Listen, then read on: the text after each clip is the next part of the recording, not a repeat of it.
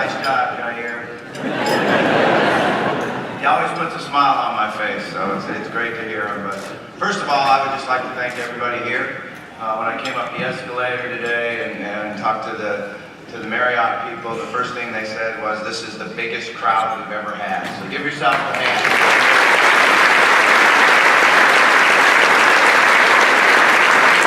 I'd like to thank Dr. and Cindy Lynn and Vision Works for all you do for all our football team. We do a lot of vision training, and it's a big part of becoming a better athlete and understanding and improving every day. So again, thank you. I'd like to thank the group from Fifth Third. We appreciate all your support and putting this on every year for us.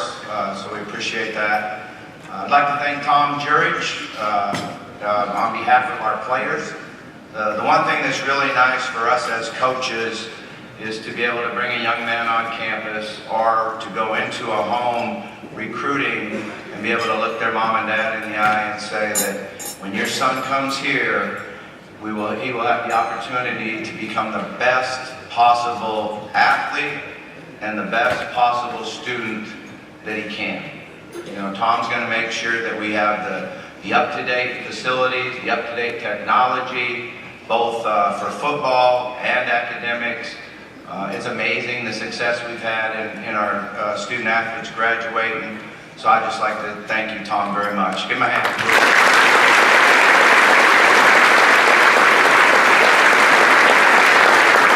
I'd like to introduce my family sitting down here. Becky Petrino, please stand. Becky.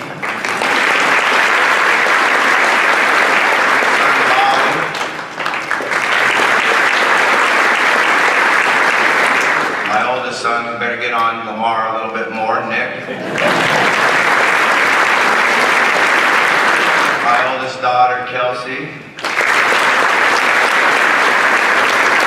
And my youngest daughter, Katie.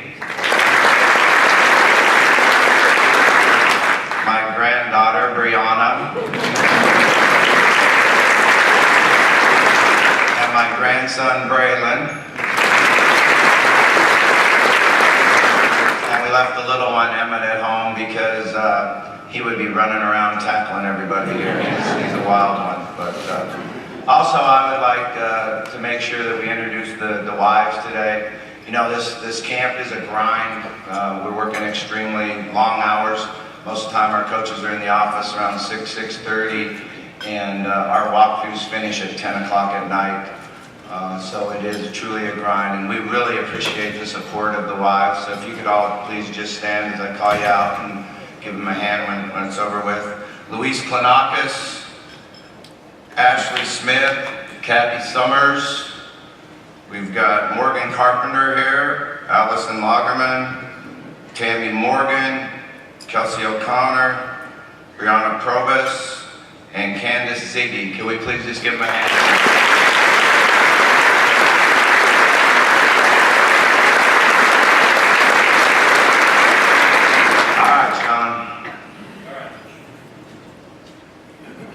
Should I turn that on? I might need some help. A lot of people focus on spring ball, obviously fall camp, fall ball, but a lot of the work is put in the summer. How important is that to the team? Yeah, I think it's something that most people don't really realize how hard these young men work. You know, we're here all summer long now. Every player is in summer school. Some guys start in May.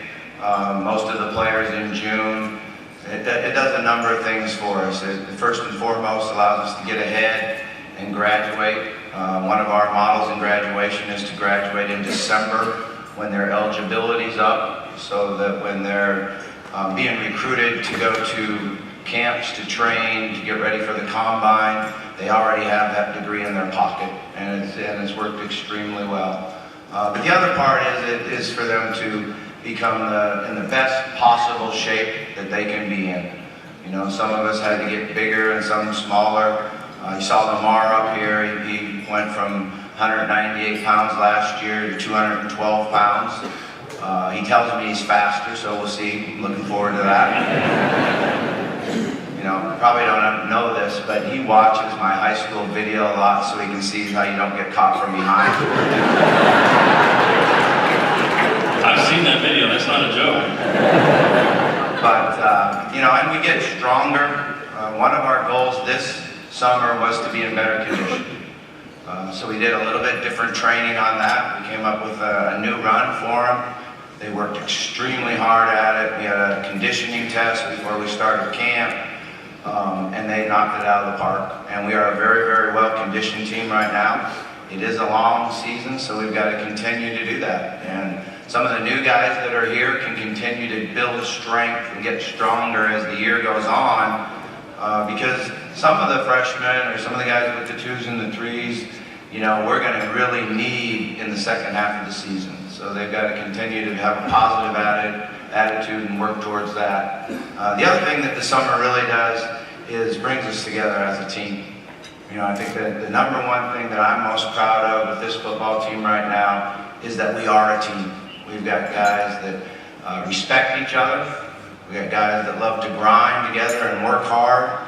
And we got guys that love to hang out together. So I think that's a credit to the leadership of the seniors and the captains. If you would, just give me some thoughts on the 2017 Louisville Cardinals. Well, I like this team. I like them a lot. First and foremost, they've been working hard in camp on becoming a better individual player. And that's really important, is to get up every day with a positive attitude and attack the day that I'm going to get better. And I'm going to become a better football player on the field and a more knowledgeable football player off the field. And these guys have worked extremely hard at that. As far as our offense, defense, and special teams go, we're working at being together and being a great unit. And what you have to rely on there is for every guy out there, all 11 guys, to do their job and to do it with great effort. So we've worked hard on what we call let it eat, which is effort, attitude, and trust. So if everybody out there on the field together can play with great effort, have a positive attitude on a daily basis, have a great attitude under pressure, because that's when it really shows up, and then trust each other, trust themselves, and trust their coaching, then I think we'll be a really good football team. Obviously, we can't go into specifics on a future standpoint, but the recruiting you and your staff have done has been tremendous. It keeps getting better and better. Talk about the job that they've done, your staff, on the recruiting trail. Yeah, I think first of all, I'm really excited about this freshman class that we have here with us now. It's a very, very talented group. We really worked hard on getting some big physical offensive linemen in here, which we did. We felt like we had to really recruit in the secondary. Although we're returning a lot of guys, we didn't have much depth behind them. And so the guys that we have coming in are competing. Some of them got to work harder to get more competition to become on the first team. But they're learning a lot and getting better. But we also got other positions where, we might only recruited 1 or 2 guys, but they're really excelling and standing out for us, right now we have a freshman middle linebacker in Dorian Ethers that's working with the first group. We've got a freshman offensive tackle, Mekhi Beckton, that's working with the first group. So it's a really good group. And then our coaches are doing a great job right now. Now it's early, but we've got some really good commitments. I think that with Lamar winning the Heisman and the way we play football on national TV, the way our players fly around and play with passion and play with excitement is contagious. And it's really, really helped our recruiting efforts. Obviously, we have to finish strong and get them signed, because sometimes the verbal commitments don't mean a lot, but our coaches are doing a great job with it, and I'm excited for the future. So,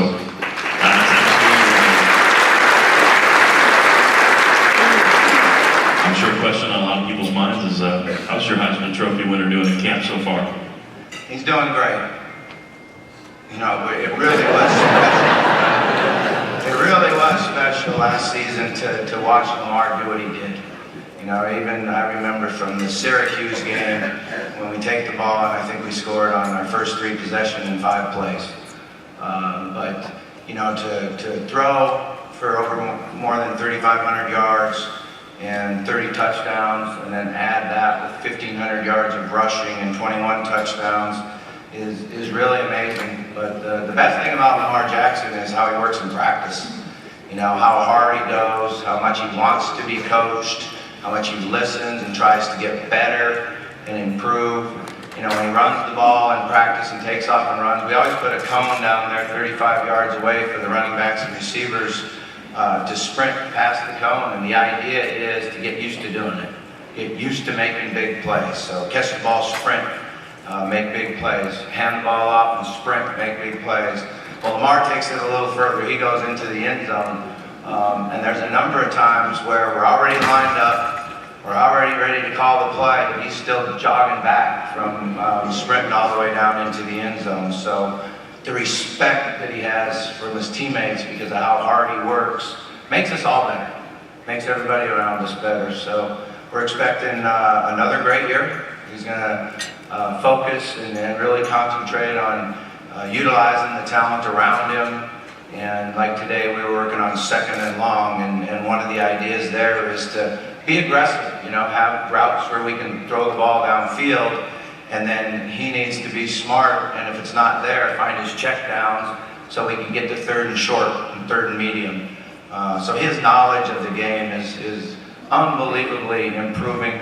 His ability to see defenses and make checks at the line of scrimmage is something I'm really excited about. But I can tell you this, he's going to work as hard as he possibly can for his teammates so that we can have a great year.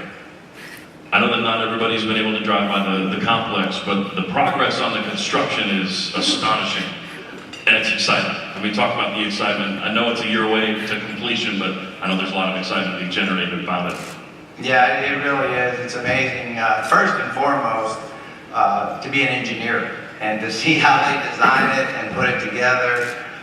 You know, you got a lot of respect for the people there, but they're working extremely hard on it. It continues to get more and more completed every day. And again, for us, what it does is it makes number one, a great game day atmosphere. You know, to think a year from now that we'll be trotting out to take the field through ground level suites and see the pyramid as we warm up and the scoreboards on both sides. It's going to be an unbelievable game day experience for the players and for the fans. And then we're going to be able to, here in January, they're going to move us out of the building, and we're going to be able to improve our meeting rooms and our offices and our training room and our conditioning and weight room so that our players can become the best possible athlete that they can become, and we can teach and coach and learn as well as we possibly can. So it's a work in progress. It's really exciting. We always have to work around taking a few different tracks on how to get to the practice field or how to get to the game field.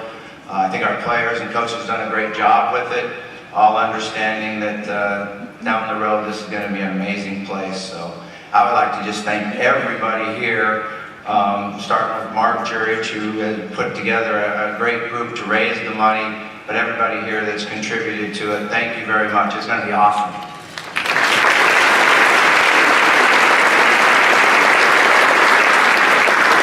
The grind, as you guys call it, has had a little bit of a different look this year with no two-a-days. How has that affected the team and your preparation? Yeah, you know, they made a big deal of that, where they're taking two-a-days away from college football, and it really hasn't been a big deal at all. You know, I think last year we had 3 days where we had 2 practices in the same day. So I like it, actually. I like the fact that we only practice once, and we don't have players that break down with muscle injuries, you know, and get sore where they can't practice and learn.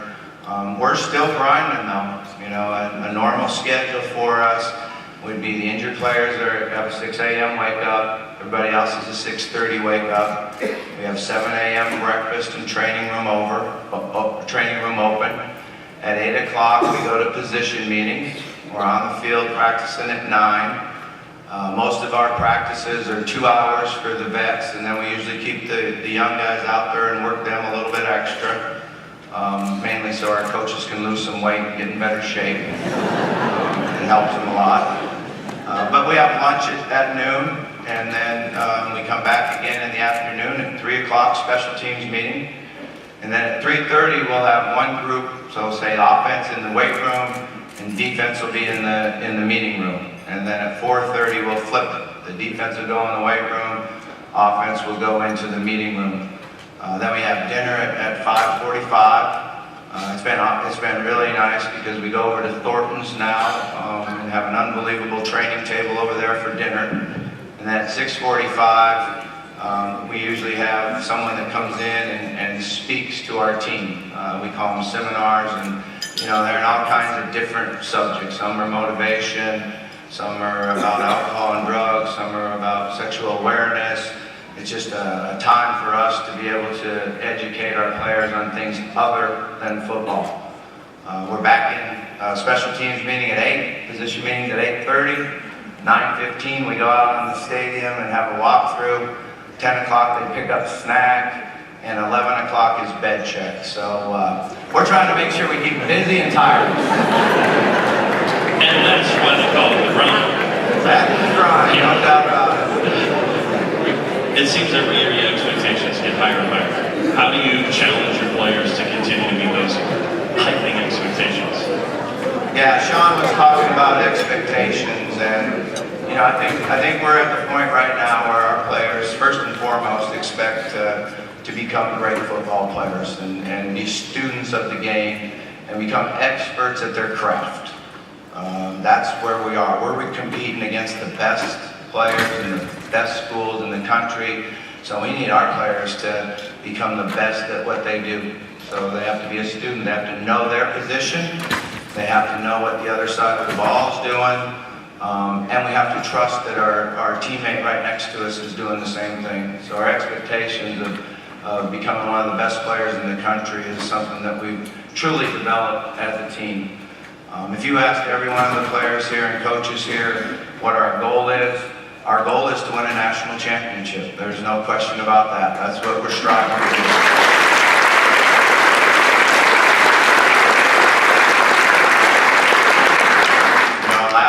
Last year, I felt like for 11 weeks, we were right in the conversation. We were all talking about what we had to do, how we had to do to get into the playoffs.